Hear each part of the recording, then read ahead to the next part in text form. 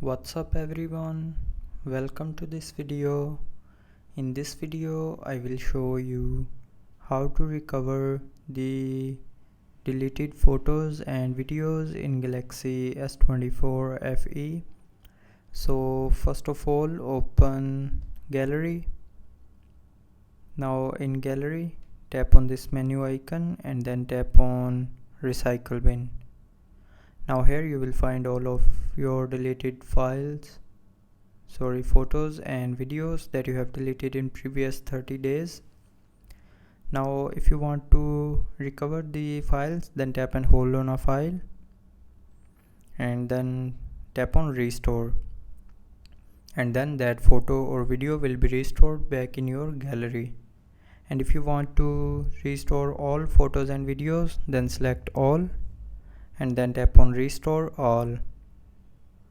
So that's how you can recover or restore deleted photos and videos in Galaxy S24 FE. So I hope you liked the video. Thanks for watching.